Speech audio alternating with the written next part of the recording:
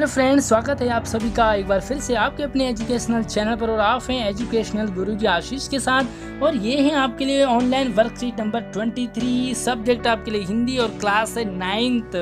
अगर आप 9th के हिंदी के स्टूडेंट हैं तो इस वर्कशीट को, इस वीडियो को पूरी जरूर देखिए। बहुत ही इंटरेस्टिंग, मज़ेदार होने वाली है आपके लिए ये वीडियो। तो आगे बढ़ने से पहले वीडियो को लाइक कर दीजिए, प्यारा सा कमेंट भी आप हमें ज़रूर कीजिए और वीडियो को शेयर करना बिल्कुल ना भूलिए। हमारे चैनल पर पहली बार आने वाले स्टूडेंट चैनल को सब्सक्राइब करके ही जाएंगे, क्योंकि यहाँ पर आपको सिर्फ और सिर्फ एजुकेशनल और मोटिवेशनल वीडियोस ही मिलेंगी।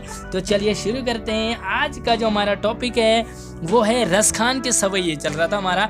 और रसखान, जैसे कि आपको रसखान के बारे में थोड़ा सा बता दें, यह है कृष्ण भक्त, यानी कि कृष्ण से अनन्य प्रेम करते थे। कृष्ण के अलावा इनको दूजा कोई पसंद ही नहीं आया। इष्ट कहें, भगवान कहें, अल्लाह कहें, खुदा कहें, दोस्त कहें, पत्नी कहें, हर किसी के रूप में इन्होंने कृष्ण को देखा है। और यहाँ पर इन्होंने जो सवैये हैं इनके, उसमें इन्होंने गोपियों का कृष्ण के प्रति प्रेम को अभिव्यक्त किया है। और वो ऐसा प्रेम, क्या गजब का प्रेम है, जिसमें गोपियां कृष्ण की प्रत्येक वस्तु से प्यार करती हैं। कृष्ण से ही नहीं बल्कि उनसे रिलेटेड एक एक चीज, एक एक वस्तु से प्यार करती हैं। प्यारे बच्चों, अगर आप भी किसी से प्रेम करते हैं तो आपको उनसे रिलेटेड हर एक चीज पसंद आ जाती है।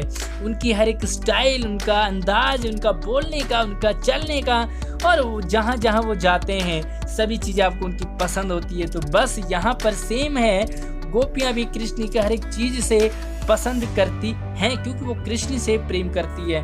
तो उसी को यहाँ पर कृष्ण के बारे में कहते हैं गोपियाँ। तो इस सवैये में हम पढ़ेंगे, गोपियाँ कृष्ण के हर एक चीज से प्रेम करती हैं, लेकिन एक ऐसी चीज है जिससे कि वो सख्त नफरत करती हैं।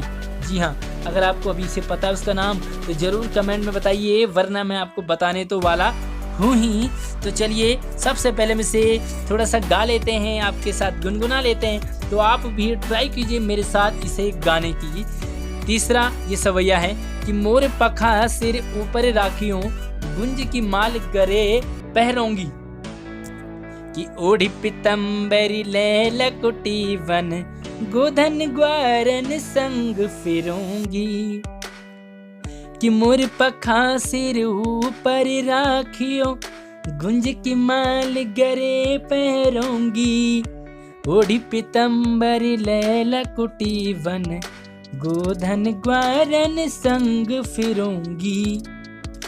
भाव तो वो ही मेरो रस खानी सो, तेरे कहे सब स्वांग करूंगी, या मुरली मुरली धर की, अधरान धरी अधरान धरूंगी। तो ये एक स्टाइल है मेरा गाने का। कैसा लगा आपको, कैसा लगता है आपको गाने की धुन, आप जरूर कमेंट में बताइए। तो चलिए हम इसको एक्सप्लेन कर लेते हैं बहुत ही मज़ेदार तरीके से। एक गोपी कन्हैया बनती है, कृष्ण बनती है, क्योंकि आज कृष्ण के बीच में नहीं है। वो गोपी क्या कहती है कि मैं कृष्ण की तरह बनूंगी। कैसे? कि मोर पखा सिर ऊपर राखियों। कृष्ण क्या करते हैं, सर के ऊपर मोर पंख लगाते हैं। तो वो गोपी कहती है कि मैं भी कृष्ण की तरह मोर पंख अपने सिर के ऊपर लगाऊंगी, और गुंज की माल गले पहनूंगी, और मैं गुंज की माला अपने गले में पहनूंगी, जैसे कृष्ण पहनते हैं गुंज की। गुंज एक दाना होता है, उसका जो उसकी माला होती है वो कृष्ण गले में पहनते हैं। तो वही ये माला है, उसी की बात कह रही है कि मैं मोर पंख भी सिर पर रखूंगी, मैं गुंज की माला भी गले में पहनूंगी, ओढ़ी पितंबरी ले लकुटी बन, मैं पीताम्बरी भी मैं पीले कपड़े भी पहनूंगी, लकुटी बन, और मैं वो लाठी भी लूंगी जो कृष्ण अपने साथ रखता है, गोधन ग्वारन संग फिरूंगी, और मैं ग्वाल बालों के संग भी फिरूंगी, जैसे कि कृष्ण हमेशा ग्वाल बालों के साथ ही रहता है, वैसे मैं भी गायों के साथ ही रहूंगी, यानी कि मैं गाय भी चराऊंगी। कि भाव तो वो ही मेरो रसखान। रसखान जी कहते हैं कि गोपियाँ क्या कहती हैं कि भाव तो वो ही मेरो, मैं जो जो कृष्ण को भाते हैं मैं वो सब करूंगी, कि तेरे कहे सब स्वांग करूंगी। एक गोपी कहती है कि एक बार तू कन्हैया बन मैं गोपी बनती हूँ, दूसरी बार तू गोपी बने मैं कन्हैया बनती हूँ। तो यानी कि कन्हैया वो कहती है कि तेरे कहने पे मैं सभी स्वांग करूंगी, सब कुछ करूंगी। यानी कि क्या क्या करूंगी, मोर पंख सिर पर लगाऊंगी, गुंज की माला गले में पहनूंगी, और क्या क्या करूंगी मुझे आप जरूर कमेंट में बताइए। मैं सारा कुछ आपको एक्सप्लेन करता रहता हूँ, लेकिन साथ में आपका टेस्टिंग भी चलता रहता है। आगे देखिए लास्ट वाली लाइन क्या गजब की है कि या मुरली मुरलीधर की। और ध्यान रखिए इसमें अलंकार भी है। जब मैं अलंकार पढ़ाऊंगा आपको तो अलंकार में आपको ये याद आना चाहिए कि कौन सा अलंकार है। जब एक ही अक्षर एक ही शब्द बार बार रिपीट होता है तो वहां पर कौन सा अलंकार है। देखो मुरली मुरलीधर की, और देखो अधरा न धरी अधरा न धरूंगी, धा और माँ का यहाँ पर बार बार। यहाँ पर दूसरा देखो मुरली मुरली है ना, 2 बार आया मुरली मुरलीधर।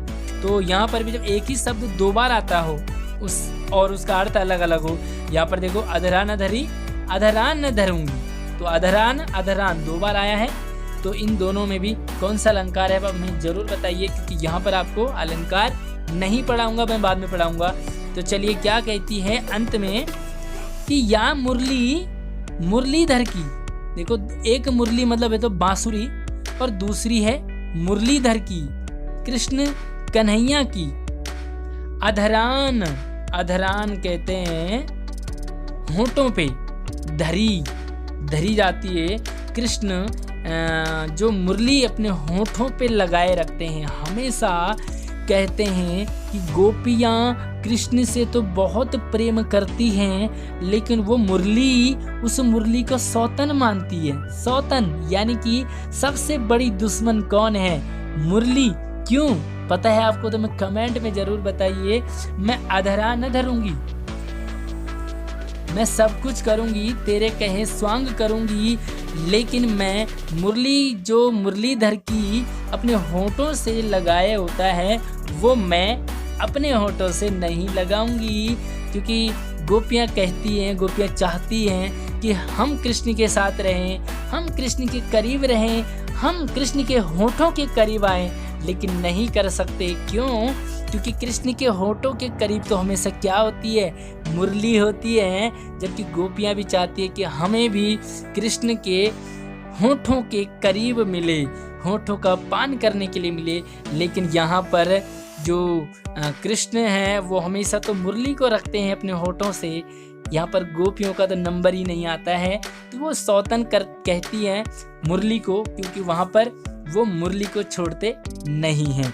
तो चलिए अब हम चलते हैं इनके एक क्वेश्चन की ओर। प्रस्तुत पद्यांश के अनुसार गोपी क्या क्या धारण करने को तैयार है ना। तो क्या क्या धारण करने को तैयार है आपको यहाँ पर बताना है। तो चलिए यहाँ पर क्या क्या धारण करते हैं बता देते हैं आपको। वैसे मैंने पूरा बता दिया कि मोर पंख सिर पर लगाती है, गुंज की माला गले में पहनती है, पीताम्बरी लगाती है, लकुटी लाठी को धारण करती हैं, ग्वाल बाल के संग फिरती है, और वही जो कृष्ण चाहते हैं वो सब करती हैं। तो पहला सवाल आपका क्लियर हो गया होगा।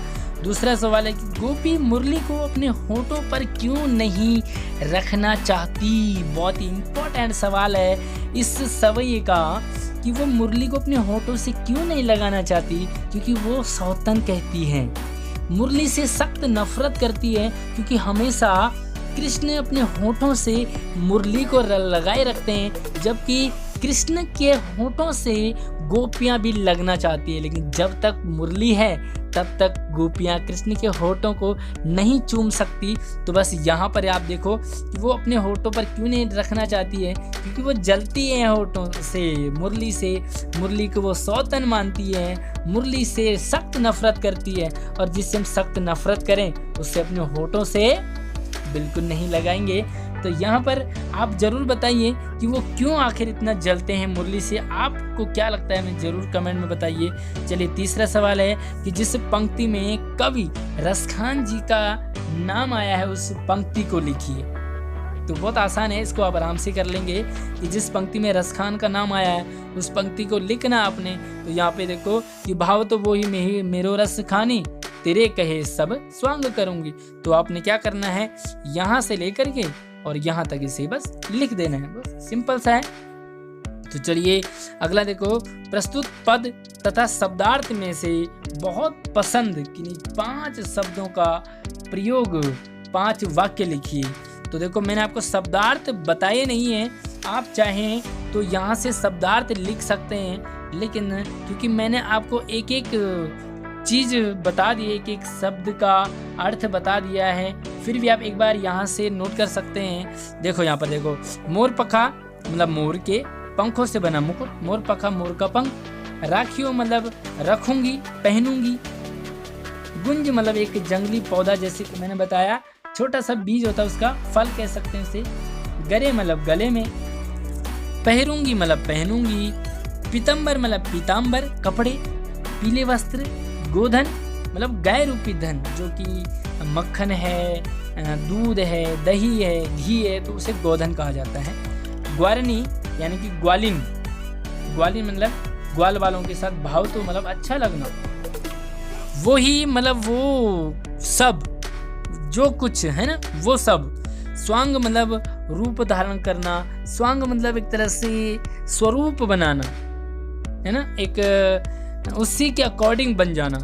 मुरलीधर तो आप जानते ही हैं कृष्ण को कहते हैं, अधर मतलब होंठ, धरूंगी मतलब रखूंगी। तो ये सारे आपके शब्दार्थ हैं, आपको जो अच्छा लगे शब्द ऊपर पद में भी मैंने आपको बताया वो आप सारे यहाँ पर लिख देंगे।